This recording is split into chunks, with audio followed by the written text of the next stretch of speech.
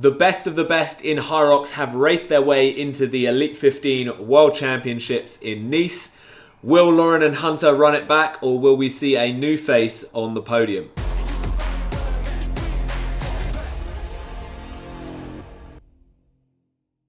Hey, what is happening, people? I'm Woodsy and this is my channel Woodsy Workout, where I give out coaching and tips on all things Hyrox and hybrid fitness. I've done videos on technique, training methods and race strategy, so if that's what you're looking for, then subscribe to stay up to date. Today I'm going to be bringing you up to speed on the Elite 15 that will be racing next weekend at the Hyrox World Championships in Nice. Each year it has been getting more and more competitive at the top of the sport, and this year we saw athletes sacrifice time and money flying all over the world just for a chance to get into the Elite 15. To qualify, you needed to have a good enough time to get into one of the 4 majors and then finish in at least the top 5, sometimes higher, to get through to the World Champs. Once the majors were done, we had 2 last chance qualifying races where we saw some outstanding win or go home efforts to round out the final 15 men and women that will go head to head in Nice. So here we have the list. Firstly, I want to congratulate all of these athletes on an outstanding achievement of even being able to compete in the Elite 15. They are all phenomenal athletes, and I won't cover everyone in this video, but they all deserve recognition. What I'm going to do is put them into tiers based upon my opinion and their past and recent performances.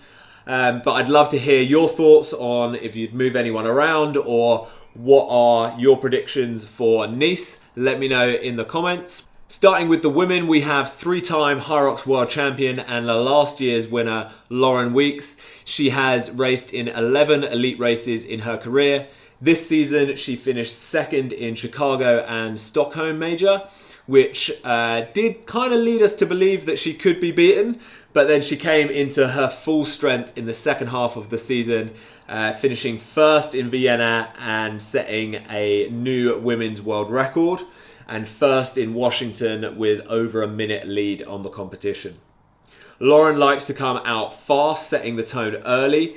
She can create a gap on the field in the first half of the race that makes it almost impossible to close. Coming in at tier 2, and what I believe will be her biggest competition, Meg Jacoby and Linda Meyer. Meg has raced in 7 elite races in her career. Last season she finished 2nd at the World Championships. This season she finished 1st in the Chicago and Stockholm majors in a pretty dominant fashion, and although she has dropped a couple of spots in the second half of the season, she is one of the only 2 women to go under the hour, which she's done consistently now. Even a couple of weeks ago, she had a 59-minute performance in Doha. Meg certainly has the speed and power to beat Lauren, but in my opinion, Lauren has the upper hand when it comes to experience and coaching. Her husband, Anthony Pericini, is well regarded in the Hyrox space and has recently had success coaching James Kelly, who we'll cover in a little bit. Linda Meyer has raced in 9 elite races in her career. She finished 2nd at the World Championships in 2022. And although she finished 11th at World Championships last year, this season she has made a resurgence to the top with a 3rd place finish in her first 3 majors, and even overtook Meg for 2nd at the most recent Washington major. Although statistically she is not as fast as Lauren or Meg, she can definitely race her way to a win if it goes her way. A few other contenders are Michaela Norman from Sweden and Rebecca Mason from Great Britain. Michaela burst onto the scene last year with a 60-minute performance in her debut race. She took a win at the 2023 Chicago Elite race. Unfortunately, she has suffered some health issues towards the end of the season last year. And this year she finished 4th in the Stockholm Major and 6th in the Vienna Major. I think we're still yet to see her full potential. She comes from a CrossFit background and has an amazing output on the machines, so watch for her to make a move on the rower.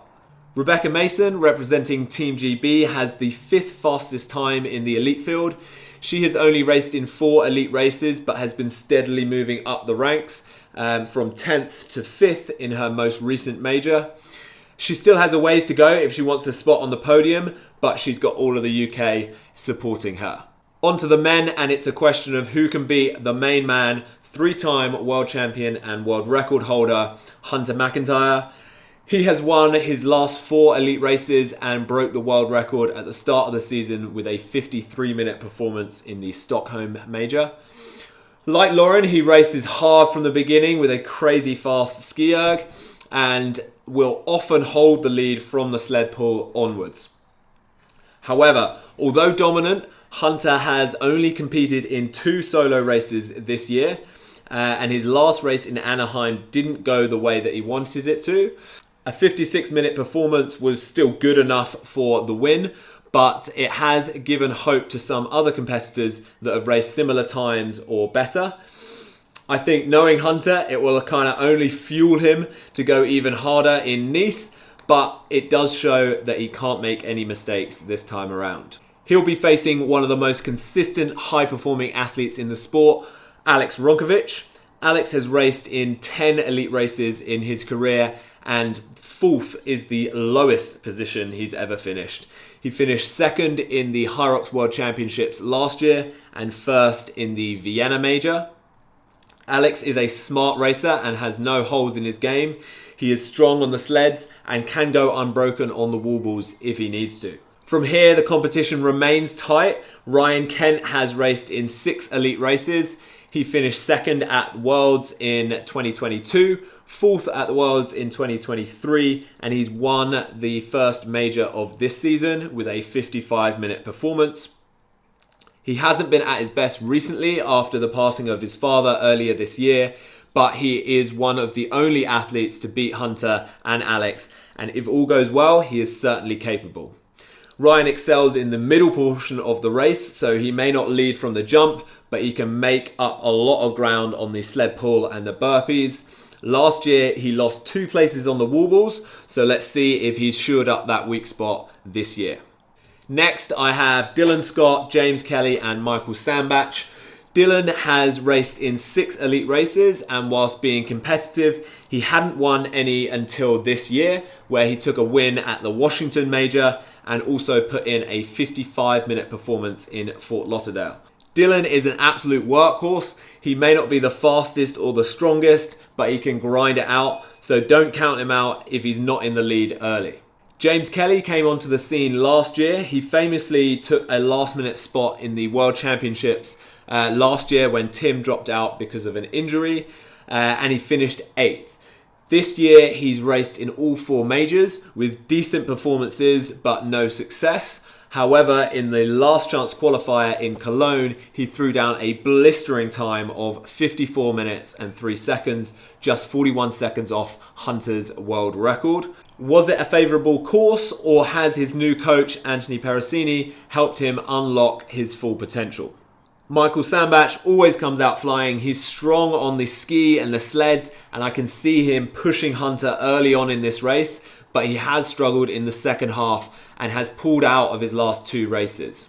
Unfortunately, we won't see Ryland Shadegg race. He has withdrawn due to health reasons, and it's a real shame because he's only done 1 elite race where he finished 2nd, and I really wanted to see how he would stack up against Hunter and the full elite field. I wish him a speedy recovery, and I hope to see him again next season. So that's my quick overview. Let me know your thoughts on my list. Drop it in the comments. Who are you backing? If you are in Nice, best of luck for your race. Come and say hello. I'll be racing in the 25 to 29 age group. Check out the channel for more Hyrox videos, and if you want any guidance with your training, you can go to coactiveperformance.com, where I have training plans and coaching options available to you. Anything else, you can reach me on Instagram at WoodsyWorkout, where you can find plenty more tips and tricks on all things health and fitness. Until next time, peace.